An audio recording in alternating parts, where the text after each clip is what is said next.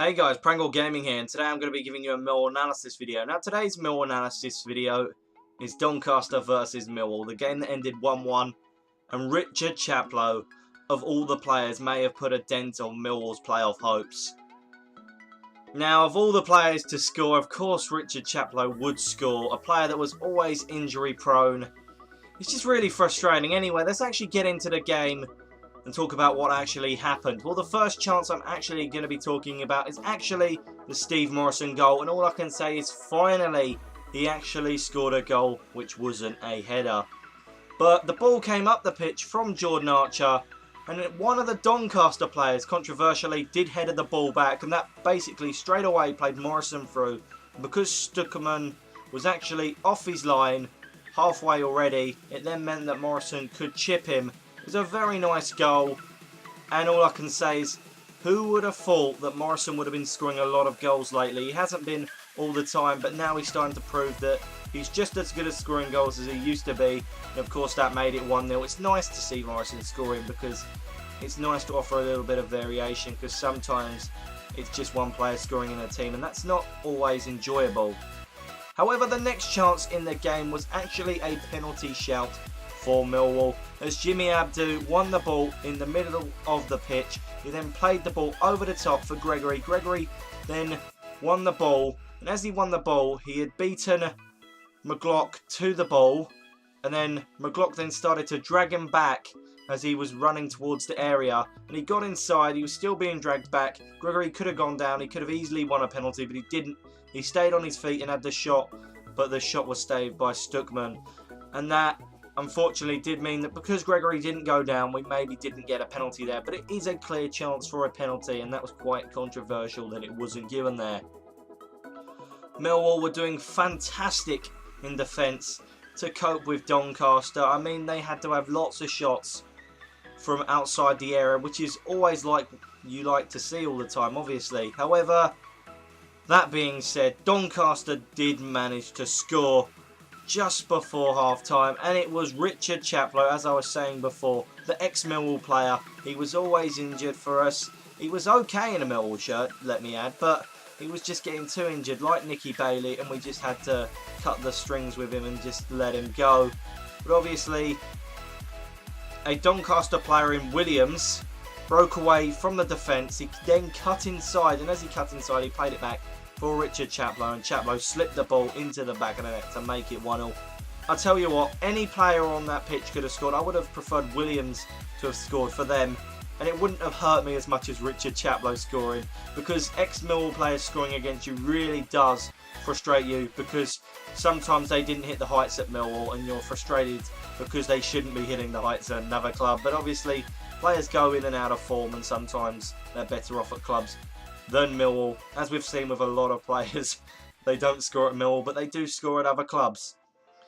Anyway, that goal actually made Doncaster goal hungry. They wanted to score some more chances, and actually got better than before when they had that chance.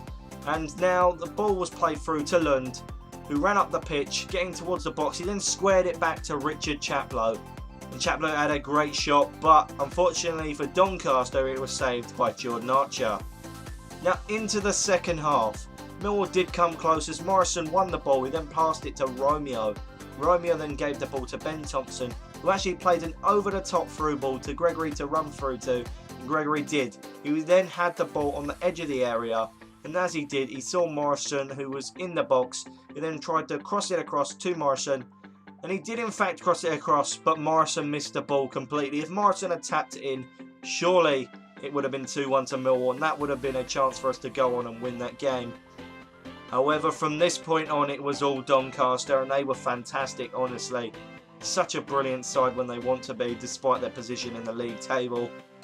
And they were almost gifted a goal, as Beavers actually fumbled with the ball when he was controlling it in Millwall's box. Yes, in our own area, he was fumbling with controlling the ball. This meant that Nathan Tyson could dispossess him, another ex-Millwall player, mind you, and I wouldn't have wanted him to score, but he didn't.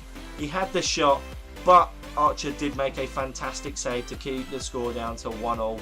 But again, our defence can be risky at times, and not being able to control the ball in your own area is kind of scary. We need to work on this a bit more.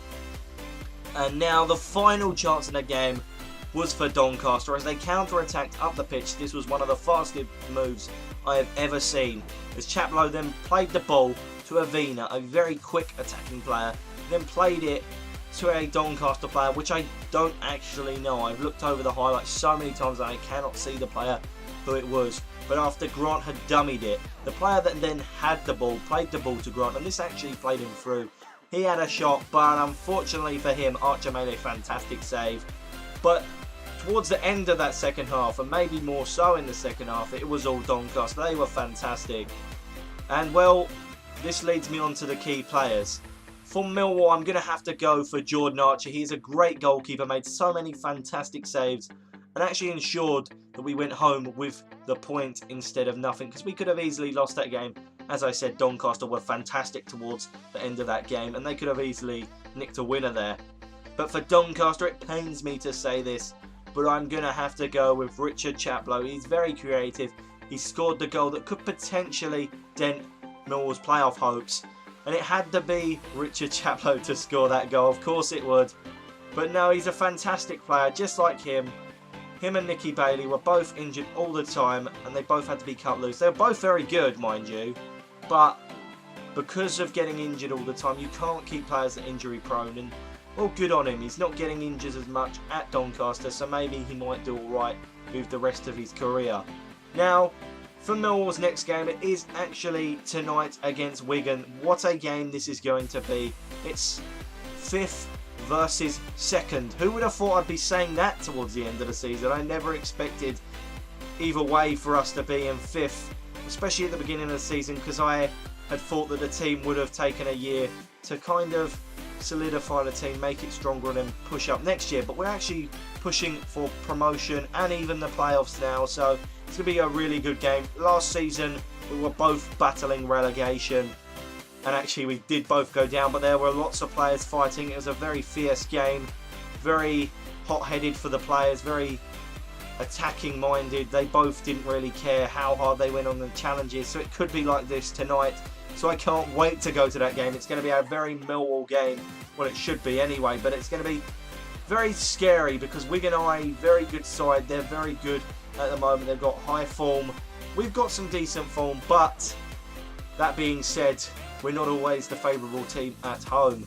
So it's going to be an interesting game. Hopefully you guys will actually go see that game. It's going to be one of those games that I guarantee you won't regret seeing. So anyway guys, I hope you have enjoyed this Millwall analysis video.